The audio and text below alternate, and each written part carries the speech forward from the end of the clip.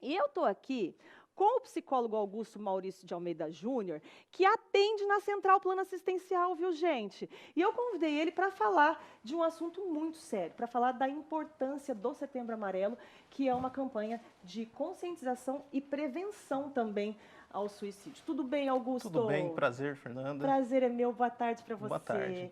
Vamos começar falando da importância dessa campanha, Augusto? Sim, a importância da campanha é conscientizar as pessoas. Vem Uhum, para quebrar o tabu que é falar sobre o suicídio. É um uhum. mito dizer que falar sobre suicídio estimula o ato suicida. Então, você sabe que nós, como comunicadores, até ficamos meio receosos, assim, de falar. Mas eu falei até ontem com a Nana aqui no programa, eu falei, não, vamos falar sim, a gente tem que falar.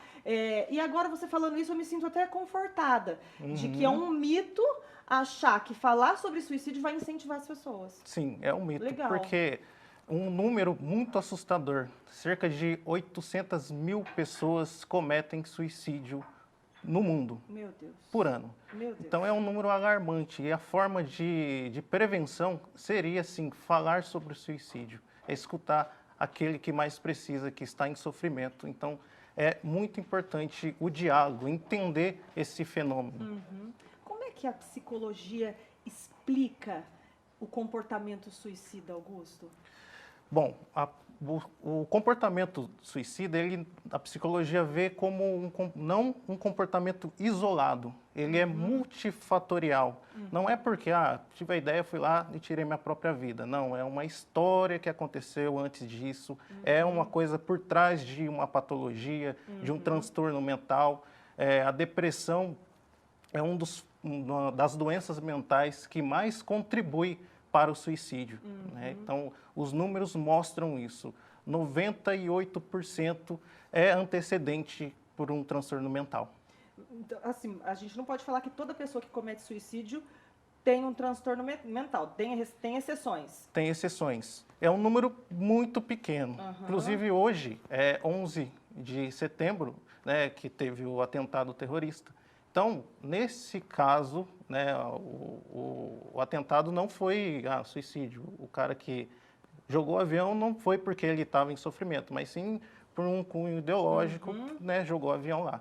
E na guerra, na Segunda Guerra Mundial, os kamikazes que jogaram os aviões nos navios, sabe? Então, Uhum. não foi por conta de estar em sofrimento, mas sim por Entendi. uma ideologia. Agora, como que a gente percebe se há risco da pessoa cometer um suicídio? Sabe aquela pessoa? Boa pergunta, por quê? É mais um tabu, um mito que a gente deve quebrar. A sociedade, de modo geral, fala assim, quem fala não faz, né? Tá falando isso, Tá falando, então tá tranquilo. Se ele tá falando, ele não vai fazer, porque quem faz não fala, não avisa. isso É mito. tá muito forte ainda na nossa sociedade. Uhum. Tem que ser quebrado. Então, a pessoa que fala assim, eu não quero mais viver, o mundo não sentiria a minha falta. Então, esse tipo de fala não deve ser ignorado. Uhum. Tá chamando atenção. Sim, ela tá chamando atenção porque ela precisa de ajuda. É um pedido de socorro inconsciente, Augusto? Sim, é um pedido de socorro. Quando a pessoa fala, verbaliza, ela já está pedindo socorro já. Sim. E quando também tem os comportamentos, né, de automutilação, que é aquele mais visível. E o que fazer se a pessoa se ameaçou a se suicidar na nossa frente, assim, da nossa família? O que faz? As pessoas tendem a punir o comportamento, né? Porque você fez isso? Você é louco!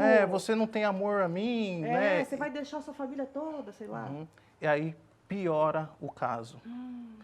Por quê? Tem que acolher, porque a depressão, a pessoa tem um sentimento de culpa terrível. E quando você pune esse comportamento, você está estimulando ainda mais a culpa. Então a pessoa fica Mais culpada ainda. mais culpada. Olha o que eu estou fazendo, o sofrimento que eu estou causando na minha família, enfim. Exatamente. Então tem que acolher. Estou aqui para te escutar. Estou aqui. O que está acontecendo? Você pode se abrir. E principalmente a empatia. É se colocar no lugar do outro. Porque ninguém quer fazer isso, né?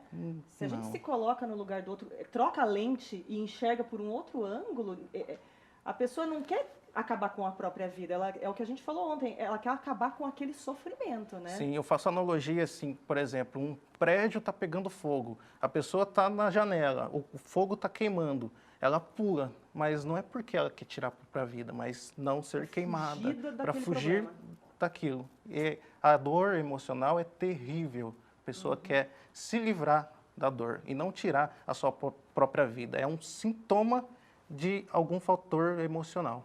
É possível prevenir o suicídio, Augusto? Com certeza. O que estamos fazendo aqui é uma forma de prevenção. É falar sobre isso, né? Perder o medo de falar sobre suicídio. E prestar atenção nas pessoas que estão em volta. Né? Se percebeu alteração de comportamento, se a pessoa tinha um comportamento, aí fica mais quietinha, né? Então é perceber, né? É se colocar no lugar do outro, é ter empatia. E se a pessoa tem pensamento suicida, o que a gente pode fazer para ajudar uma pessoa assim? Sim, é importante a gente estar junto com essa pessoa, encaminhar para um profissional, psicólogo, para fazer uma avaliação, né, para entender o motivo dessa ideação. Né? A pessoa, quando ela tem essa ideação, né, a gente chama que ela está na fase ainda que está só com essa ideação. Né, e posteriormente ela começa a dar sinais, né, falar o que eu disse, né, esse mundo não vai fazer diferença sem mim. Então começa com uma ideia, é isso? Sim. Começa com um pensamento só e ela não faz nada. Sim. Fica com aquele pensamento, fica tentando lutar contra aquele pensamento, é isso? E depois, daí vem a fase de começar a verbalizar, é isso? Sim. É natural as pessoas terem um pensamento em algum momento da vida. Ah, eu quero morrer, por exemplo, um luto, por exemplo. Mas é algo que é passageiro. O problema é quando isso começa a ficar internalizado, a pessoa começa a pensar realmente, começa a planejar, e então ela comete o ato. Mas é interessante a gente chamar a atenção também, né, falando de prevenção, em cada 10 pessoas que cometem suicídio, 9 daria para ter salvo, se tivesse algum tipo de intervenção. Porque o suicídio ele é um impulso. Ele é um impulso. Se tem alguém que escuta, que acolhe... Não julga. Não julga, isso, muito bem. Não julga, a pessoa quebra o impulso de cometer o ato. Então, é por isso que é muito importante acolher essa pessoa. Qual que é a sua dica? Eu queria que você deixasse uma palavra para quem está nos assistindo e está nessa situação de pensamento suicida ou que, de repente, já fez alguma coisa contra a própria vida, mas que não deu certo. Enfim, o que você podia deixar de palavra para uma pessoa dessa, Augusto? A minha palavra é que tem saída, tem tratamento. Às vezes você vai pensar que não tem saída, que essa dor não tem onde ir, mas tem saída, procure um amigo, procure os profissionais, né, nas unidades de saúde, né, oferta esse serviço. Então, tem 188, que é o 188, CVV, muito importante, bem lembrado. Que as pessoas estão treinadas, né? Elas são capacitadas para fazer o atendimento telefônico e pode te ajudar, né?